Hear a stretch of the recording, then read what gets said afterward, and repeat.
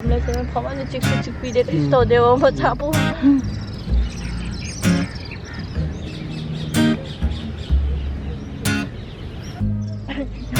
Gay sure gay sing ngamoy. Sing ngamoy. Challenge mà. Xin hao của nó rồi.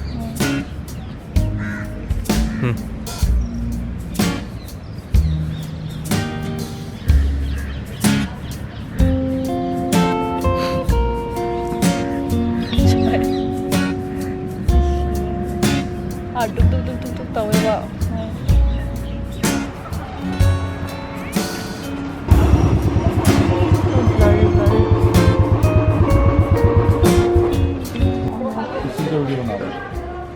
इधर पे इधर उधर घूमेंगे, पान खाएंगे, खाना खाएंगे.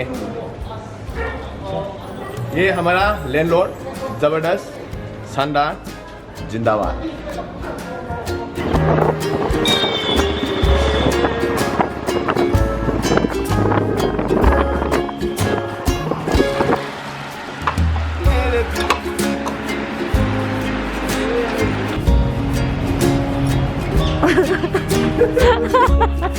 I'm dead, yes.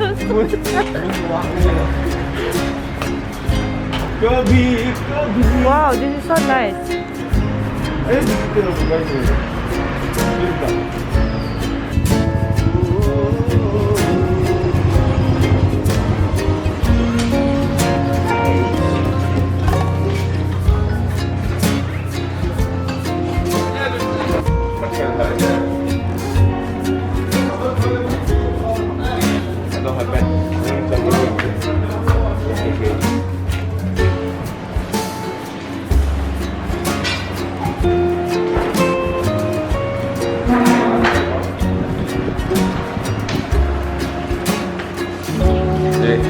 이만한 나 따위도 너무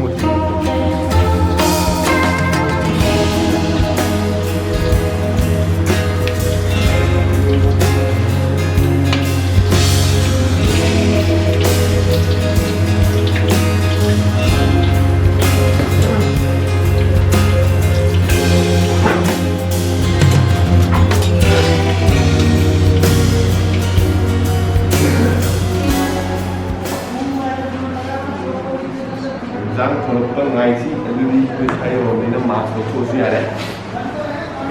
이제 나처럼 뺑이 나도 시대가 풀려도 나도 다시 싹싹살레가 바뀌는 게 코로나 아니면 되고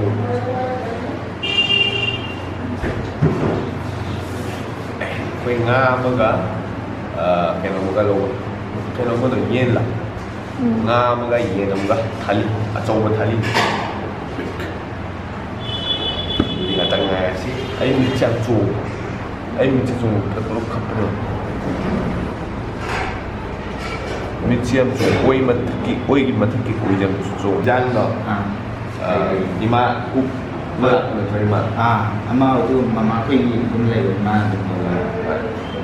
ko mana ngat ini yung la ni okay ama mong la ni em yung hau đi thôi luônแต่ไอ้ชื่อหมานี่ไอ้ชื่อบุรีนี่ต้องไปเรียกภาษาญี่ปุ่น เลยชินะงากินทาลีเนี่ยจิดางาเตาทงไปเลยก็แต่กี้ชินะมากี้ทาลีดูกี้สเปเชียลเนี่ยบอกว่าชินะงากี้ชินะเย็นชินะเลยก็แต่กี้อัตย์สิดีมาไหนชิงจูอิโรมบะ강소이, 시나 우띠, 시나 점풋, 시나 강호. Aduh tadi, aku sama porsi. Nasi dan bunda ni, di mana le, di yang le. Take breakfast. Saat seputar ke gang soy na toge gang soy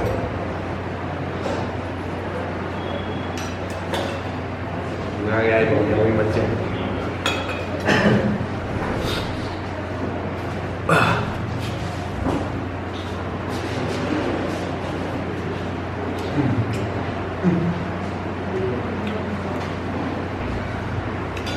Ay giyaan sa kung na kaya nung sa luwi ay step chill sa luwi ba now white din đang nhập hỏi ăn thui được phần các bạn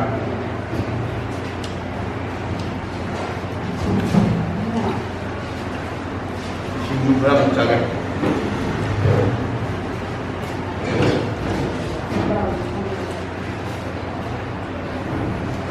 Yên không có một cái sao đấy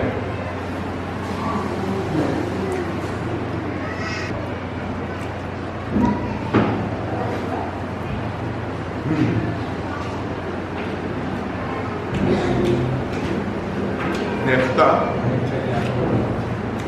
Wait Now, this okay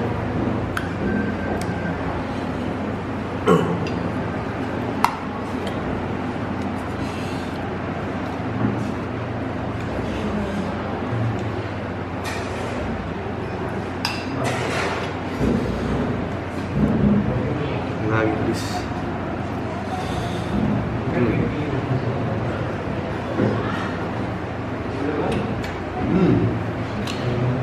This is good.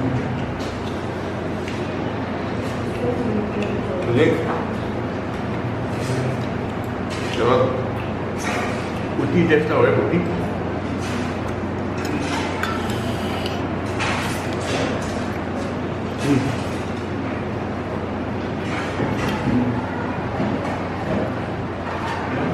Perfect. 거기 थाली 350 비고 아두가 짜이 루바군 non-veg किरी 350 아두가 veg ना 250 veg ना 250 ने का इसमें के opposite तो का कोई Tibetan की कोई बुद्धिस्ट में हम देखो जगह आते हैं को चीज़ है बुद्धिस्ट की पगोडा ये मुझे को ना कंधा मोमो चाबम यम हवाम ले वो को आये ना हवाई यम चाबम को कोई बिफ मोमो अदुदो हुजिक लेबे येंगोसे बिता कोई मजुनु के तिलागी ता पोतै के युंगसिने को मोइ सिगी गली सिदा चंगनो हुजिक अदुगे दुकान हुजिक खुलेन गिरा दि खंदे बा अदो येंगजा पे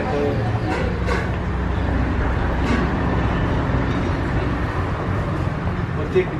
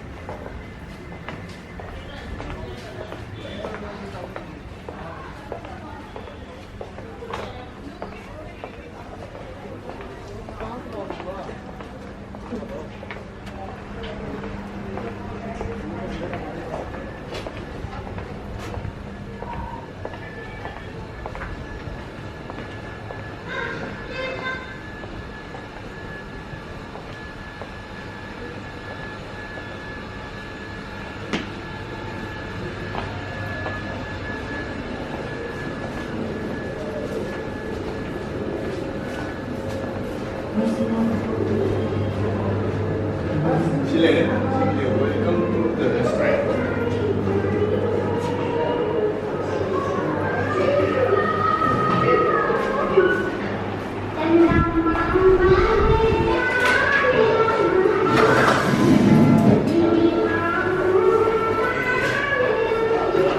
Yang ngasih kita kau.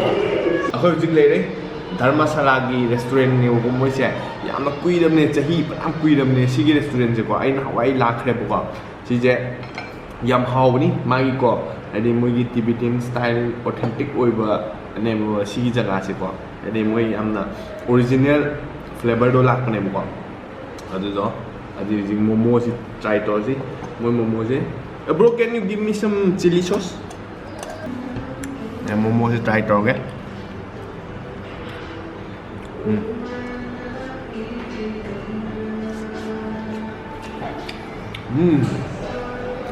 ꯑꯩꯅ ꯃꯣꯏꯁꯤ ꯖꯒꯥꯁꯤ ꯌꯥꯝ ꯄꯥꯝꯕꯁꯦꯀꯣ ꯌꯥꯝ ꯑꯣꯔꯤꯖꯤꯅꯦꯜ ꯑꯣꯏꯕ ꯊꯃꯣꯏꯗ ꯀꯩꯝꯇ ꯒꯟꯁꯤꯟꯗꯕꯤꯀꯣ ꯃꯣꯏꯒꯤ ꯁ꯭ꯇꯥꯏꯜꯗꯣ ꯌꯥꯝ ꯄꯤꯌꯣꯔ ꯑꯣꯏꯕꯅꯦ ꯍꯥꯎꯋꯦꯕ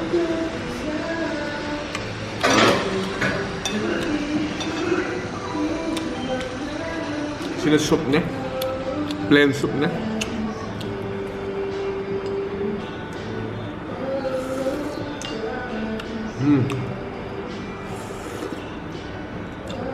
Rồi. Ok, xin tinh mua sẽ. Xin tinh mua chứ bần này quả. Tibetan cái mỗi cái bần này xí mỗi cái main course này xí chứ quả. Mỗi cái sạc cùng mỗi nó quay nó sạc sao đó. Rồi mai nó mỗi xí chứ main course này mà xí bần chứ quả. Mỗi cái chiên cái floor na saraga steam doroga siam này xí chứ mỗi cái sapta chứ cả saga đâu quả. Droga.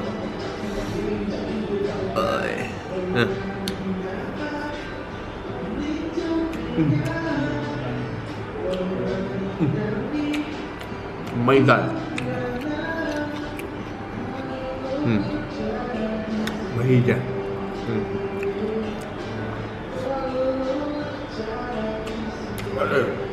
Sabdi loin lo chale sida ko khoi momo plate amane ani sapta ne adagi sida khoi gi tingmo loin lo changre ko adu do lupa kya khatang tai khamra 230 khatang tai khamra si jaga se 230 khak adu ai khoi na kai gumba sigi aina sai si sang sida aina kai gumba sapta jangda natraga ani charama ba ko 600 adu mai ta ne 600 ki chang da ta ne ba price se khamra adu sida cha ba only 230 khak tai người tam na gi short film ne ado yeng asi ma'am all three lekchil ma phol ko emui Uchak Studio Dominance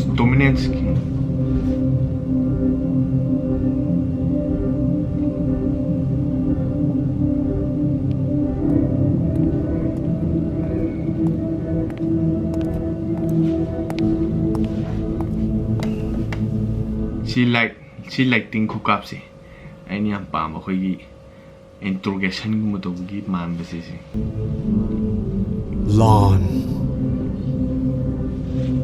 Lan have a say tangai for the bane Lan bu thing no ri ba khara na ning tam ba tan ba ke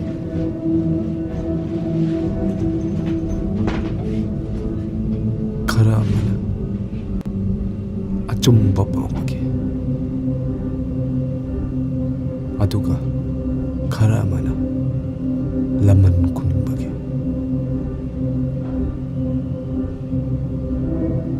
ing signa panba male sidi phajai mi kharagina pattaba thabak tawraga yumpham oikiba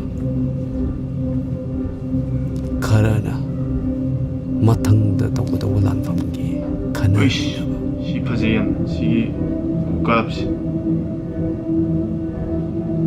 rambu item ac yam phajai ni si gi kino je hujigi do katang sakhade yingi to si kino je phajawan lekchin ga thari taro to phajai yan boom sa ga haise nang mun na tao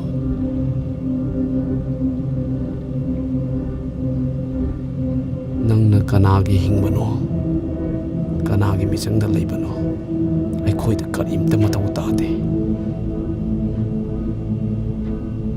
army ni koi silak pai mung ni moi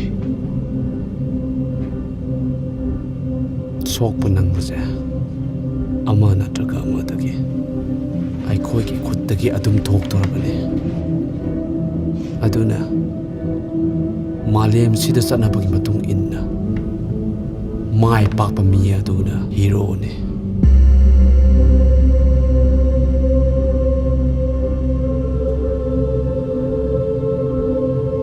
go back over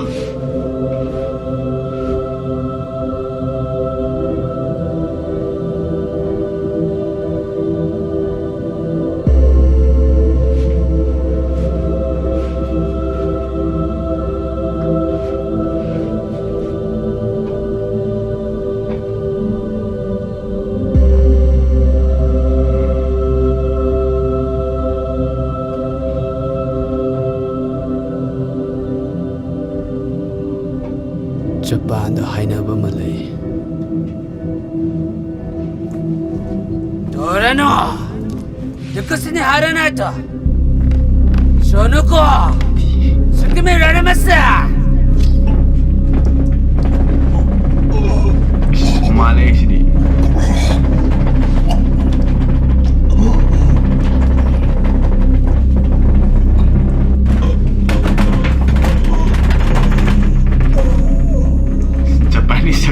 Japanese team man.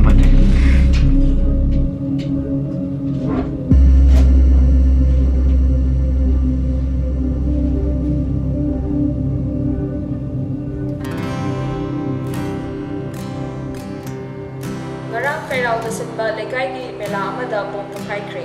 Bom Pokai Bagi Thogok Aduda Miui Darok Lekidabaga Loinana Mijam Miyam Kaya Amasu Asok Abanangan Kre. Thogok Asibu Yaningdaba Funduk Tuna Maikay Amasong Duk Kaya Dagi Kongzang Chansinarabi. Leishil Mafum Marakta. Very nice. Moi se Kelogi Lechin ma fall hai je. Koi tam du isai do adugi makha wa ka doine ko. Ada music video aduga short film gi tap to ko. Ada si je ma'am yang beautiful la ani.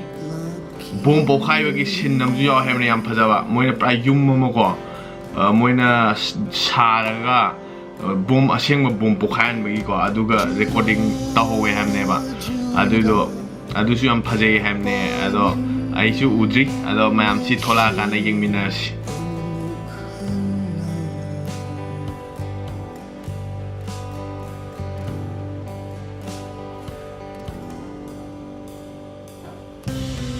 Ewin Horakcham